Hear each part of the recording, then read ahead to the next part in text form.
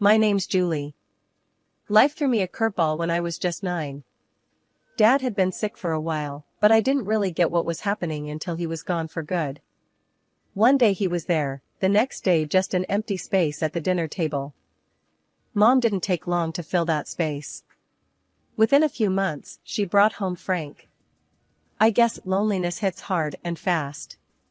Frank moved in like he owned the place, and it was clear he wasn't keen on having me around. Julie, this is Frank. Frank, this is my daughter, Julie. Mom introduced us the day he moved in. His look was cold, like he'd rather be anywhere else, but here looking at me. Hi, I managed, a bit shy, but trying to be polite. Frank just nodded, didn't even smile. He turned to Mom. Sarah, can we talk about the living arrangements? I remember feeling a chill as they walked away, his hand on her shoulder. It wasn't long before I started feeling like an outsider. Frank had rules for everything, and he was always on my case. Don't leave your stuff in the living room, eat faster, or too much noise. It was relentless. Mom did nothing. She just nodded along with whatever Frank said, her eyes empty, or maybe just tired. One evening, things boiled over at dinner. I had accidentally knocked over a glass of water, and it spilled towards Frank. Clumsy kid, can't you do anything right? Frank snapped, jumping up as the water splashed his pants. Sorry, Frank, it was just an accident, I stammered, feeling my face heat up. Sorry doesn't clean up messes, Julie. Be more careful, he scolded, his voice raised more than necessary. Mom just sat there, dabbing her mouth with a napkin, silent. I looked at her, hoping she'd say something, anything in my defense. But nothing came. After dinner, I heard them arguing in their room. Frank's voice was loud and harsh. Sarah, that kid of yours needs to shape up. I'm not gonna live in chaos just because you're used to it. Mom's reply was soft, but I caught bits of it. Frank, please. She's just a child. She's still adjusting. Adjusting? It's been months. I'm telling you, if things don't change. I didn't hear the rest, but I didn't need to. The message was clear. Frank wanted me out of the way, and Mom wasn't fighting too hard against the idea. The next few months were just as tough. Frank's complaints were a daily soundtrack, and Mom's silence grew heavier. I was walking on eggshells, trying not to make a sound, disappear if I could. But you can't disappear in your own home, can you? Even a 9-year-old knows that much. Life at home got trickier when Mom told us she was expecting. Frank already had his hands full just tolerating me, and the news didn't exactly make him jump for joy. He was silent for a long minute before he spoke, and when he did, his words were clipped and cold. Well, that's just great, Sarah. Just what we needed, he said, his tone dripping with something that sounded a lot like sarcasm. Mom just smiled, a bit too weakly. It's a blessing, Frank. You'll see. A fresh start for us. I remember feeling a mix of excitement and dread. A little brother or sister seemed like a dream, someone new to connect with, but with Frank's mood swings, I wasn't so sure. Months flew by, and the baby finally arrived.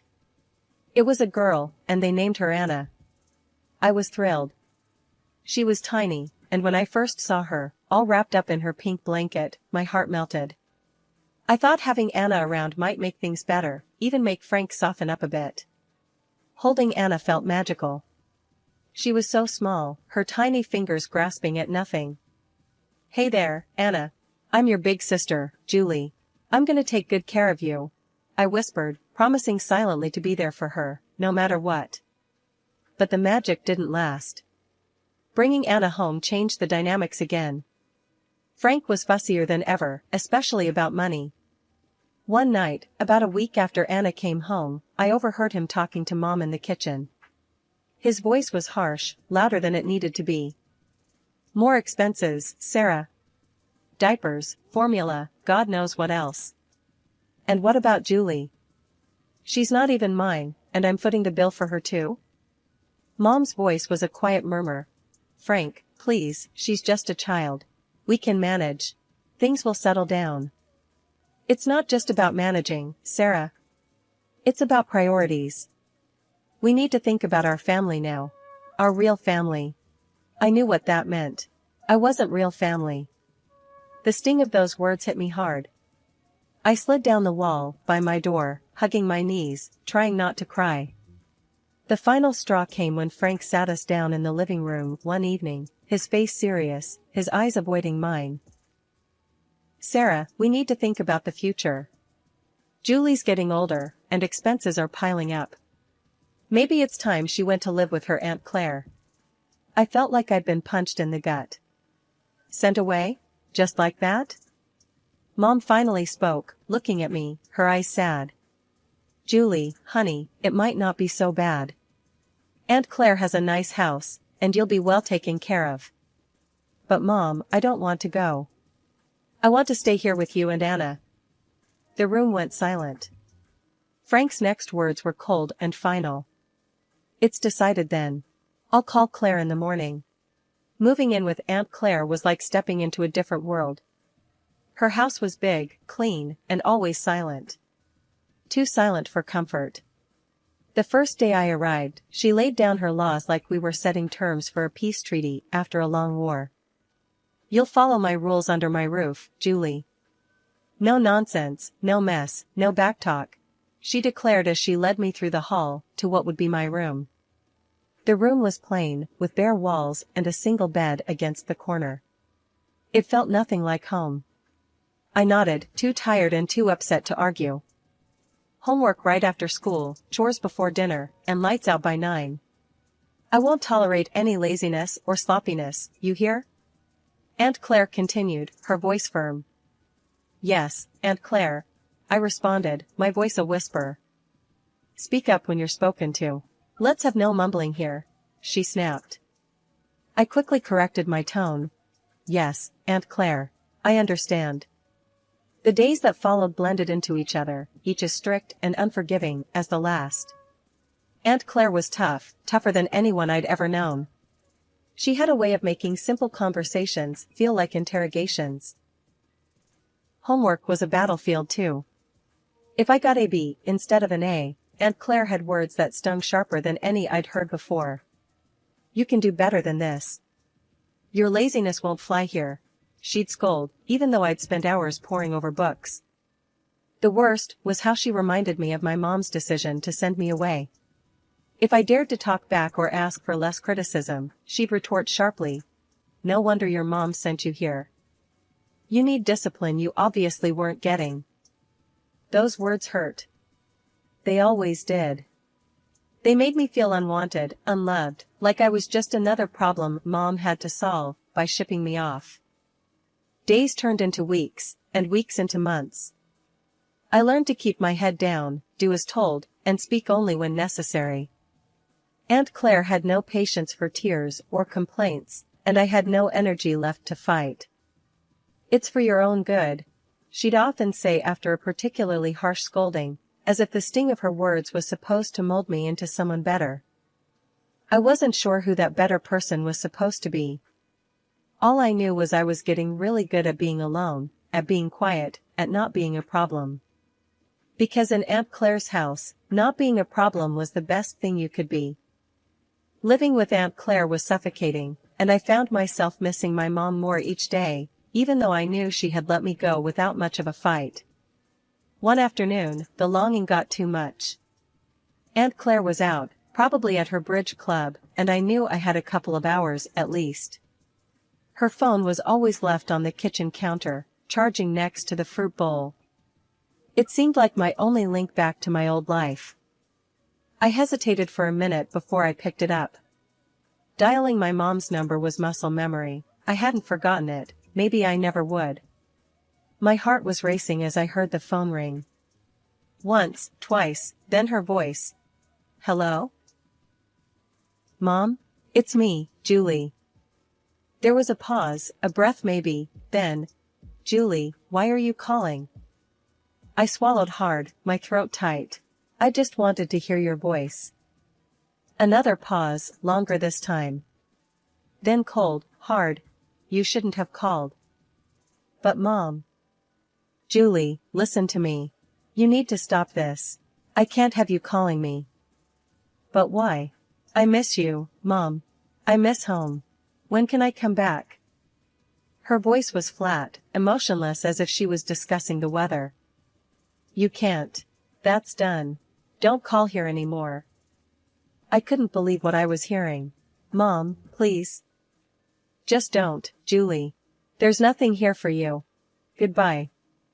She hung up, and the line went dead. The silence in the kitchen was deafening. I felt my hands shake as I put the phone back on the charger. The finality in her voice broke something in me. She didn't want me. She really didn't want me anymore. Tears blurred my vision as I stumbled to my room. I closed the door softly, not wanting to make any noise that might hint at my rebellion. I sat on the floor, my back against my bed, and let myself cry. The room felt smaller than ever, a box that was slowly closing in on me. About an hour later, I heard the front door open and close. Aunt Clare's voice called out, "Julie? You better have finished your chores." "Yes, Aunt Clare," I called back, wiping my eyes quickly with the back of my hand. I didn't want her to see any signs of weakness. Weakness was not tolerated here. I went to the kitchen to help with dinner as if nothing had happened, but inside, I was different. I felt emptier, more alone. Mom's voice, those final words, played over and over in my head. That night, Aunt Clare discovered the call log on her phone. Her face twisted into a scowl as she stormed into my room, her voice a harsh whisper that cut through the quiet. "So, you took my phone to call your mother? Thought you'd go behind my back?" I froze, the blood draining from my face. I just wanted to hear her voice. Aunt Clare laughed, a harsh, grating sound. "And what did that get you, huh?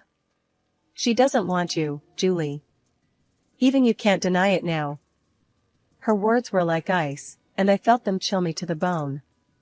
She grabbed my arm, her grip tight and painful. "No more phone. No more pity parties. You're here because she doesn't want you. Remember that." The punishment was severe. More chores, stricter rules, and the cold shoulder from Aunt Clare, who made sure every day thereafter that I felt just how unwanted I was. Aunt Clare's house had become a prison, each day dragging, heavier than the last. It was clear I was nothing but a burden to her, a nuisance she tolerated only because she had to. But even that thin thread of obligation snapped one chilly morning a year into my stay. "You're packing your bags today, Julie," Aunt Clare announced over breakfast, her voice stern and final. I stared at her, spoon halfway to my mouth. "What? Why?" "Your mother stopped sending money." "No money, no reason to keep you here," she replied bluntly, sipping her coffee as if we were discussing something as trivial as the weather. I felt a cold dread settle in my stomach. "So, what happens to me now?" She shrugged, a cold, dismissive gesture. "Not my problem. You can go live with your grandmother. If she won't take you, then it's the orphanage." The thought of going to an orphanage terrified me, but the mention of Grandma sparked a tiny flicker of hope. I hadn't seen her since I was little, barely remembered her, but surely she wouldn't turn me away. Packing my bags felt surreal, like I was stripping away layers of my life at Aunt Clare's, each item a reminder of the year I'd lost. Aunt Clare drove me to Grandma's, the car ride silent except for the hum of the engine. We arrived at a modest house, smaller and cozier than Aunt Clare's imposing place. Grandma was waiting at the door, her expression unreadable. "This is Julie, your granddaughter," Aunt Clare said, not bothering with niceties. "I can't keep her anymore. Sarah stopped paying." Grandma looked me over, her eyes sharp but not unkind. "I see. Come in, Julie." Aunt Clare didn't linger. With a brief nod, she left, her duty discarded as easily as she'd disposed of me. Inside, Grandma's house was warm, filled with the scent of cinnamon and something sweet baking. It felt welcoming, a stark contrast to Aunt Clare's sterile environment. "You'll be staying in the guest room. I suppose we'll need to sort out some more permanent arrangements," Grandma said, leading me down the hall. The guest room was small, with a window overlooking the garden. It felt safe, a word I hadn't associated with a place in a long time. "Thank you, Grandma," I said, my voice low, still unsure of my welcome. She nodded. "We're family, Julie. You belong here more than anywhere else." Over the next few weeks, I adjusted to life with Grandma. It was different. She was strict, but there was a kindness to her rules, a gentleness in her reprimands. "You need to do your chores, Julie. Everyone contributes here," she would remind me, but her tone was patient, not harsh. "Yes, Grandma," I would respond, grateful for her fair approach. Living with Grandma, I began to heal. I found solace in the quiet routine of our days, the peaceful nights, and the steady rhythm of life that was so different from the chaos with Aunt Clare. The months rolled by, and on my 16th birthday, Grandma made a decision that would seal our bond forever. Over breakfast, she slid an envelope across the table to me. "Take a look at this, Julie," she said, her voice carrying a mix of seriousness and warmth. I opened the envelope, pulling out some official-looking papers. "What's this?" "It's adoption papers, Julie. I want to adopt you. Make things official, so no one can ever make you feel unwanted again," she explained, watching me closely for my reaction. I felt a lump form in my throat. "Really, Grandma? You mean it?" "Yes, I do. You're not just staying here, Julie. You're my family, and it's time we made that clear to everyone else too." A few weeks later, it was done. We went to court, and I officially became Julie Bennett, with a new sense of belonging that I had longed for since Mom sent me away. With Grandma's support, I started looking towards the future. She encouraged me to focus on my studies, particularly science, which had always fascinated me. "You've got a sharp mind for it, Julie. You could go into medicine. How would you like that?" she suggested one day as we were going over some of my school projects. "I'd love that, Grandma. I want to help people," I replied, the idea taking root. "Then it's settled. We'll get you into a good college program. I'll support you every step of the way," she declared, her determination clear. True to her word, Grandma was there for me throughout my high school years. She tutored me in math and science, using her old-school methods that were strict but effective. "You need to understand the basics, Julie. Can't skip the foundation," she'd insist whenever I struggled with complex problems. I graduated with top marks, thanks to her unwavering support. Grandma then helped me navigate the daunting college applications process. When I got accepted into a medical college with a partial scholarship, she was as proud as if she'd received the acceptance herself. "We'll manage the finances. Don't you worry about that," Grandma said when I fretted over the costs. "You focus on your studies. Become the best doctor you can be." Medical school was tough, but fulfilling. I was drawn to oncology, the branch of medicine that dealt with cancer. It was hard, emotionally and intellectually, but it felt right, like I was exactly where I needed to be. I completed my degree, then my internship, and finally, my residency, each step a milestone that Grandma celebrated. "You're making a real difference, Julie. I'm so proud of you," she'd say, her eyes shining with pride. By the time I turned 32, I was fully established in my career as an oncologist. My life was busy but fulfilling, filled with long hours at the hospital and the satisfaction of knowing I was making a difference. Through it all, Grandma was my anchor, always there to listen and offer advice on tough days. But life, as it often does, threw another curveball my way. Grandma's health, which had been declining, took a turn for the worse.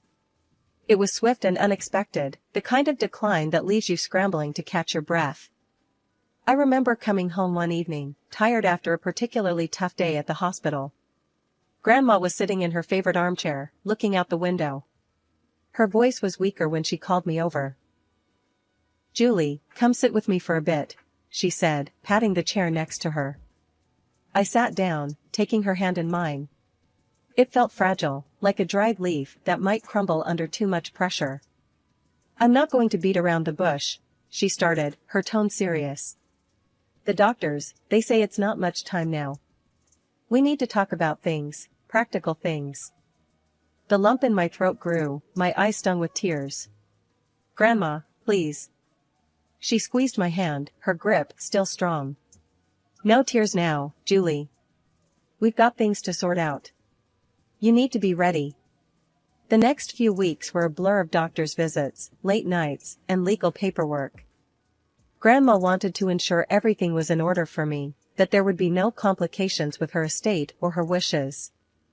When the end came, it was peaceful. Grandma passed away in her sleep, at home, just as she'd wanted. The emptiness her passing left was palpable, a silence in the house that was too heavy to bear at times. Planning the funeral was hard. I went through her address book, calling relatives and friends. The responses were polite, some even warm, but it became clear that not many would make the effort to come. My heart ached, not just for the loss of Grandma, but for the loneliness of this farewell. The funeral day was quiet, the chapel more empty than not. I stood there, feeling oddly detached as the priest spoke about life, loss, and legacy. It didn't take long after the funeral when the past I thought I'd left behind came knocking at my door. My mother, stepfather, and their daughter, who was now 20 years old, showed up unexpectedly. My mother didn't waste any time. "Julie, you need to share the inheritance your grandmother left you," she demanded, her tone entitled. I stared at them, disbelief mixing with anger. "You left me, remember? 20 years ago, you decided I was too much of a burden." My mother's face twisted into a sneer. "Ungrateful girl. Now you're a rich doctor with an inheritance. You owe us." I laughed, the sound bitter. "Grandma adopted me. Legally, you're nothing to me now." The shock on her face was almost comical. My stepfather, ever the bully, leaned in. "You're going to regret this, Julie." As they left, I slammed the door behind them, the click of the lock sounding unusually satisfying. Standing there, my back against the door, I felt a mix of relief and renewed determination. A few days after their first visit, I was at work when I got a call from a neighbor. "Julie, it looks like your family's at your house again. They've been bringing in furniture, looks like they're moving in or something." When I pulled into the driveway, the sight of their car parked out front made my stomach churn. I walked in to find my mother, stepfather, and stepsister unpacking boxes in the living room, acting as if they owned the place. "What are you doing?" I demanded, trying to keep my voice steady. My mother turned around, feigning surprise. "Oh, Julie. We're just settling in. After all, this is family property." "No, it's not. This is my house, legally left to me by Grandma. You need to leave. Now." My stepfather stepped forward, a smirk on his face. "Make us. We're family, and we deserve a part of this house." I could feel the rage bubbling inside me. "You haven't been family for over 20 years. You can't just come here and claim what's mine." My stepsister, watching from the side, finally piped up. "Come on, Julie, don't be so heartless. We're just asking for what's fair." "Fair?" I laughed, the sound sharp and bitter. "What's fair about abandoning a child? What's fair about only showing up when you think there's money to be had?" They had no answers, just scowls and muttered curses. "I'm calling the police," I declared, pulling out my phone. My mother tried to stop me. "You'll regret this, Julie." "I've regretted knowing you for years. This is nothing new," I shot back as I dialed 911. The police arrived quickly. I explained the situation, showing them the legal documents proving my ownership of the house and Grandma's will. The officers were firm. "You need to leave," one of them told my mother and stepfather. "This property doesn't belong to you, and if you don't comply, you'll be removed forcibly." My stepfather glared at me, his anger clear, but there was nothing he could do. "This isn't over, Julie," he threatened as they gathered their things. "Oh, but it is," I replied, my tone cold and final. After they were gone, I walked through the house, through Grandma's house. Each room was filled with memories, each corner a testament to her love and the life she had built here, a life she had fought to pass on to me. Standing in her favorite spot by the window, I made a promise, not just to her, but to myself. I would not let the bitterness of the past tarnish my future. I had fought hard to become who I was, and I would continue to fight, to honor her legacy and the sacrifices she had made for me.